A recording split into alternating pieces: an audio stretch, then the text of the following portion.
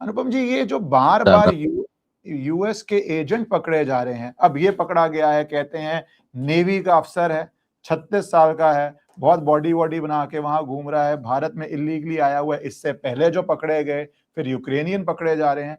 ये क्या हुआ है कि यूएस को फिजिकली भेजना पड़ रहा है, शुरू से भेज रही है, या आपको लगता है अब नया भेजना शुरू किया और पकड़े जा रहे हैं? और इनका मकसद क्या है? ये बड़ा नेशनल सिक्योरिटी एक रिस्क बन रहा है। वीडियो को 5 सेकंड के लिए इसलिए पॉज किया है क्योंकि मेरी आपसे रिक्वेस्ट है कि अगर आपको पसंद आए तो आप इस वीडियो को लाइक और चैनल को सब्सक्राइब कर लीजिए। नहीं, ये ऐसा कोई नई चीज नहीं है। ये आप पहले भी जा रहे थे, अब बस पकड़े जा रहे हैं, अंतर इतना है। देखिए, एक बहुत लंबे समय तक सेकेंड वर्ल्ड वॉर के बाद यूएसए ने और यूएसएसआर ने दुनिया को चेस बोर्ड की तरह इस्तेमाल किया। वो एक दूसरे के यहाँ ये मतलब thousands and thousands of book written, मतलब आप देखें कितना लिटरेचर आपको इसमें मिलेगा, कितना पल्प फिक्शन मिलेगा आपको, जहां पे आपको नजर आएगा कि किस तरह सीआईए और केजीबी एक दूसरे से एक न्यूट्रल टर्फ पे लड़ती थी। तो और इसके लिए पूरी दुनिया चेस बोर्ड थी, और इसका तरीका ये होता था कि आपके जो डिप्लोमैट्स होते थे उसी में ये आदमी डाल दिया। अब तो ये एक बहुत रेगुलर हो गया है, भारत भी करता है, सभी लोग करते हैं, क्योंकि डिप्लोमैट जो होते हैं उनको डिप्लोमैटिक इम्यूनिटी होती है। तो आप क्या करते हैं कि अपने जो ये जिसको आप काउंटर एस्पिनाज कहते हैं, कभी एस्पिनाज नहीं, काउंटर एस्पिनाज कहते हैं, तो ऐसे लोगों को अपनी जो सिक्योरिटी एजेंसीज या अपनी जो स्पाई एजेंसीज के लोग हैं उनको आप डिप्लोमैट्स के रूप में दूसरे देशों में भेजते हैं। और उसके बाद कभी कभी बहुत डिप्लोमैटिक तमाशा भी हो जाता है, लेकिन you can do nothing about it, सिवाय इसके कि आप कह दीजिए कि हमें ये अब स्वीकार नहीं है, इनको आप वापस ले जाइए। और आपने देखा है डिप्लोमैट्स निकाले भी जाते हैं, इधर से भी निकाले जाते हैं, फिर टिट फॉर टैट होता है, उधर से भी निकाले जाते हैं, ये सब होता रहा, कोई बड़ी बात नहीं। बड़ी बात है कि पकड़े जा रहे हैं, बड़ी बात यह है कि अब पकड़े जा रहे हैं, और पकड़े ही नहीं जा रहे हैं, इनको फ्री पैसेज भी नहीं मिल रहा है। जैसे पाकिस्तान में तो यूएसए कॉन्ट्रैक्टर्स रखता था, फॉरगेट अबाउट द डिप्लोमैट्स, तो वहां तो कॉन्ट्रैक्टर्स, प्राइवेट कॉन्ट्रैक्टर्स होते थे। आपको याद होगा उन्होंने लाहौर में गोलियां चला दी थी, कई लोग मारे गए थे, और उसके बाद उसी एम्बेसी में घुस गए, और वो जो उनका कंसुलेट था उसमें घुस गए, उसके बाद उनको फ्री पैसेज दे दिया गया, ब्लड मनी दे दिया गया। तो बड़ी बात यह कि अब पकड़े जा रहे हैं। और दूसरी बात यह है कि मेरा अपना मानना है कि एक इस सारी बातों का राज अगर आप देखें तो अभी जो एक अमेरिकी अधिकारी हमारे यहाँ फरमा गए कि साहब हमारे नाक के नीचे चाइना हो गया, हम देख नहीं पाए, हम दोबारा ये नहीं होने देंगे, हम भारत के भी नहीं होने देंगे। हम हमारी नाक के नीचे चाइना सुपर पावर हो गया और हम गाफिल रहे, हम अनअवेयर रह गए, हमको पता ही नहीं चला। हम इस चीज को रिपीट नहीं होने देंगे इंडिया के केस। इसी में कोई 500% टैरिफ की बात करता है, अभी जो लिंडसे ग्राहम मर गए तो वो 500% टैरिफ की बात करते हैं, कोई 200%, कोई 100%, कोई कहता है रशिया से तेल नहीं लो, कोई कहता है ईरान से तेल नहीं लो, कोई कहता है चाहे बाहर छोड़ दो, कोई कहता है इससे दोस्ती करो, कोई कहता है उससे दुश्मनी करो। तो अभी तो देखिए यूएस मीडिया में आया है कि साहब जो फ्री ट्रेड डील हमारा हो रहा है उसको भी आप देखें, फ्री ट्रेड एग्रीमेंट को भी इंडिया ने ही रोक रखा है। और क्यों रोक रखा है? इसलिए रोक रखा है क्योंकि जिस तरह के टर्म्स हम चाह रहे हैं उस तरह के टर्म्स हमको मिल नहीं रहे। मिल क्यों नहीं रहे? क्योंकि within the Donald Trump administration there is a lobby, और ये यूएस मीडिया कह रहा है कि ट्रंप की अपनी सरकार में जेडी वैंस जैसे लोग हैं जो इंडिया के साथ कोई ऐसा सौदा नहीं करना चाहते कि इंडिया कल दूसरा चीन बन जाए।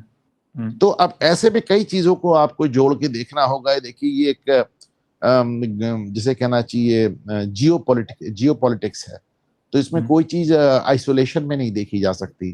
तो आपको उसमें शेख हसीना वाला वो मामला देखना पड़ेगा जिसमें वो कहने की सेंट मार्टिन हमने नहीं दिया तो हमको हटा दिया। आपको मिजोरम के उस मुख्यमंत्री की बात सुननी होगी जो कह रहा था हम जो लैंड बनाएंगे, इंडिया, बांग्लादेश और म्यांमार के इलाकों को मिला के एक अलग क्रिश्चियन कंट्री बनाएंगे। आपको ईस्ट तिमोर देखना होगा कि कैसे इंडोनेशिया को काट के ईस्ट तिमोर एक अलग देश बना दिया, कि क्रिश्चियन कंट्री बना दिया।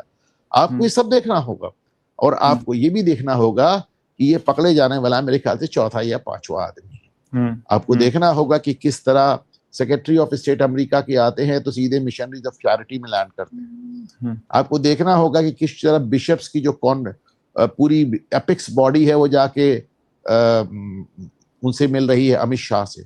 आपको ये भी देखना होगा कि साहब इन्होंने मेरी जानकारी में, मेरी याददाश्त में पहली बार ऐसा है कि इन्होंने पूरे हिंदुस्तान में सारे ईसाइयों को एक दिन का व्रत रखने को कहा है कि एफसीआरए का जितने कानून, वैसे हालांकि एफसीआरए बिल लाने की कोई जरूरत नहीं है क्योंकि जितने कानून होने थे तो हो ही गए मोरलेस।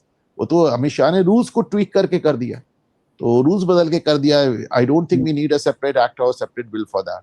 तो आपको देखना होगा कि पूरे हिंदुस्तान में ईसाइयों को फास्ट रखने को कहा जा रहा है, इसके खिलाफ first time this is happening.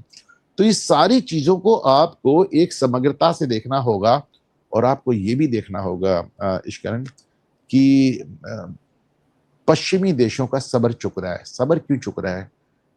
क्योंकि अब धीरे धीरे 15 साल हो जाएंगे और जो उनका वहां पे कैथोलिक क्रिश्चियन मोहरा जो भारत में बैठाया गया था वो सत्ता के बाहर गया, उसको 15 साल हो रहे। And I am talking about Sonia Gandhi. Your wish is my command. A lot of you have been telling me that I need to start an English YouTube channel. As you see me on national television doing debates in English, I write in English, but important issues, some of you would be more comfortable to hear videos in English. So at least twice a week on my new English channel, either with a guest or conversation, or once a week covering the important issues, I would be posting on this channel in the original English audio. I may also put certain AI videos in English with translation so that you can get that experience also. So please shower your love there, your support there, and join this English YouTube channel. Thank you so much. अनुपम जी, जिस तरह आपने ये बताया FCRA का और आपने कहा कि ये रूल्स में ही ट्वीक हो गया है और ये बहुत इंपॉर्टेंट है क्योंकि आंकड़े जो आ रहे हैं 17,000 करोड़ फॉरेन डोनेशन आ रही है भारत में एक साल, और उसमें से 3,000 कह रहे हैं जा रहे हैं क्रिश्चियंस के लिए, जो Christian missionaries, NGOs, whatever under various names. But अब जब ये एजेंट आते हैं, क्या आपको लगता है मनी पाइपलाइन स्क्वीज हो रही है? तो इसके अंदर भी कुछ रोल है, क्योंकि हमें आया है किस तरह डेबिट कार्ड से पैसा विड्रॉ किया जा रहा है। जिनको लॉ तोड़ना है, they move faster than the law makers because वो बहुत सफल हैं, फ्लेक्सिबल हैं। डू यू थिंक इसका भी कुछ एंगल है? मनी कैसे इंडिया में अलग अलग जगहों पे पहुंचाई जाए, उस तरफ खेल रहे हैं? देखिए, हम कहाँ कह रहे हैं पैसे मत मंगाओ। हम तो पैसे मंगाने को मना ही नहीं कर रहे हैं, हम तो कह रहे हैं बिल्कुल मंगाइए। हमें सिर्फ इतना बता दीजिए कि कहाँ से आ रहे हैं पैसे, हम तो और कहाँ इस्तेमाल हो रहे हैं। अब इतना भी अगर आप बताने को तैयार नहीं है तब तो आप बड़ी दिक्कत वाली बात है। अब जैसे एक नया प्रोजेक्ट मैं देख रहा था, आई फॉरगॉट द नेम, जिसमें दे वर प्लांटिंग चर्चेस। उनका कहते थे कि वी प्लांट चर्चेस। तो हम तो भाई सिर्फ ये कह रहे हैं हमें मनी ट्रेल दिखा दो, पैसा कहाँ से आया और पैसा कहाँ गया। अब आप वो भी अगर बताने को तैयार नहीं है तब तो देयर इज अ प्रॉब्लम। क्योंकि जस्ट लेट मी सी, इस प्रोजेक्ट का नाम प्रोजेक्ट जोशुआ तो नहीं है सर? वो जोशुआ नहीं, प्रोजेक्ट जोशुआ तो बहुत पुराना चल रहा है। अभी एक नया इनका एक आया है जिसमें वो कहते हैं कि हम चर्चेस प्लान करते हैं। और मजेदार बात ये है कि उन्होंने चूंकि उनका यहाँ रजिस्ट्रेशन नहीं था तो वो एक विदेशी बैंक का डेबिट कार्ड लेकर आ गए और एक सिंगल नाम पे कितने 10,000 कार्ड ले आए और उसको 100 करोड़ रुपया उससे विड्रॉ कर दिया गया। ये क्या हो रहा है? ये क्या ड्रामा है? तो एक फॉरेन बैंक का आप यहाँ पे डेबिट कार्ड लेके आते हैं और उसके बाद आप उससे 100 करोड़ रुपया विड्रॉ करा देते हैं। और लेट मी टेल यू, मैं इसका नाम बता रहा हूँ। India uncovers foreign network funding mystery, ED foreign based debit card, wow, 10 million through Indian ATMs withdrawal made by foreign debit cards in the month from November to April। नाम ही नहीं आ रहा missionary का। हाँ, इसका बस operations, Christian missionary link operation आ रहा है। हाँ, ये क्रिश्चियन मिशनरी जो TTI, आई थिंक TTI क्या नाम बताया आपने?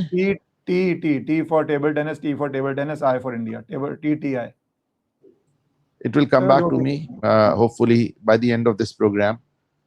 मैं इसको याद करके आपको बताता हूँ। तो the point is कि हम कह रहे हैं कि भाई ये जो पैसे मंगाए कहाँ खर्च किए? अब तो वो भी बताने का क्या, गरीबी हटाई, तो गरीबी हटाई कहाँ हटाई दिखा दो ना, कितने लोगों की गरीबी हटी, तो वो भी नहीं दिखाएंगे। लेकिन हमारी जिद है हम गरीबी हटाएंगे जरूर, हम गरीबों की सेवा जरूर करेंगे, कहाँ सेवा की ये नहीं बताएंगे, सर पैसे कहाँ से आए ये अंदर नहीं बताएंगे, पैसे कहाँ गए ये नहीं। देखिए बात ध्यान सुने, पैसा लाने को नहीं रोका गया है, सिर्फ ये कहा है भाई कहाँ से पैसा आ रहा है और कहाँ पैसा जा रहा है इतना बता दो।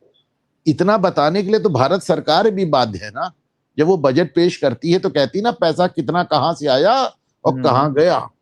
और तो कैग वही का है, ऑडिट होता है, कैग का उसके बाद ऑडिट होता है कि सही में वहां उसका तो गया है या ऑडिट होता नहीं है, गया ऑडिट होता है। हाँ अब हम और यहाँ पे आपसे पूछ रहे पैसे, पैसे मनी ट्रेल दे दो और ये बता दो क्या काम किया है। नहीं साहब कुछ नहीं बताएंगे, बताएं कैसे, क्योंकि पैसा तो पूरा का पूरा आपका धर्मांतरण में जा रहा है, रिलीजियस कन्वर्जन में जा रहा है। तो जाहिर सी बात है आप उसे बताने को तैयार नहीं। अभी बड़ी अजीब सी बात है कि इस देश में सारा डिस्कोर्स एक चीज पे आके रुक गया है, कागज नहीं दिखाएंगे कागज नहीं दिखाएंगे, नागरिकता है कागज नहीं दिखाएंगे, डोनेशन है कागज नहीं दिखाएंगे, एनआरसी है कागज नहीं दिखाएंगे, वक्फ है, अब वक्फ की बात करिए तो कहते हैं जिस जगह पे हम उंगली रख दें वो हमारी है, पर कागज नहीं दिखाएंगे। तो आप देखिए सारे कानूनों की जड़ में एक, साहब ये मस्जिद हमारी है, यहाँ कभी मंदिर नहीं था क्या हमारे यहाँ तो मूर्तियां पड़ी हैं, आपके पास क्या कागज है, कागज नहीं दिखाएंगे। तो ये बड़ी अजीब सी एक चीज शुरू हो गई है। कल को कोई सरकार आके एक फंडामेंटल राइट ऐड कर दे, जैसे सोशलिज्म और सेकुलरिज्म ऐड हुआ था कि कागज ना दिखाना भी फंडामेंटल राइट मैं कोई बहुत हैरान नहीं होऊंगा। आप कैसी बात कर रहे हैं, आप कैसी बात कर रहे हैं? इंदिरा जयसिंह कब से वकालत कर रही है कि भीख मांगना हमारा फंडामेंटल राइट है। आप तो सुप्रीम कोर्ट हैं, आप देखिए वो कब से कह रही है कि भीख मांगना हमारा फंडामेंटल राइट है। क्यों? सड़क से अगर भिखारी हट गए तो घुसपैठिए कहां जाएंगे, और वो घुसपैठी जो कहते हैं कागज नहीं दिखाएंगे। सर ये एक आपने जो बात बोली ना, मुझे एक सिर्फ पॉइंट लेना चाहूंगा मैं इसके अंदर कि ये जो एनजीओज आते हैं गरीबी हटाने की बात करते हैं, आप यूएस जाइए वहां पे होमलेसनेस की प्रॉब्लम देखिए। भाई तुम अपने देश में तो गरीबी हटा लो जो तुम वहां से पैसा ला रहे हो। या फिर अभी एक आंकड़ा आया है कि भारत का मजाक उड़ाते थे कि बच्चे पेरेंट्स के साथ क्यों रहते हैं यार, मल्टी जनरेशनल फैमिलीज। अब वहां पे आया है कि 49% of American between the age of 18 and 29 parents के घर रुक रहे हैं। जिस तरह इनको योगा समझ आया, टर्मरिक समझ आया, अब इनको शायद अब उसको दे रहे हैं स्मार्ट फाइनेंशियल प्लानिंग।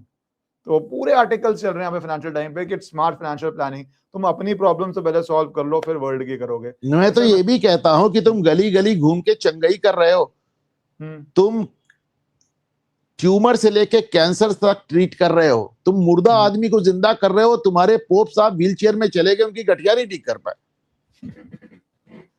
इतनी ज्यादा ताकत है तुम्हारे अंदर, तो पहले अपने पोप की हड्डियां तो ठीक कर लेते यार।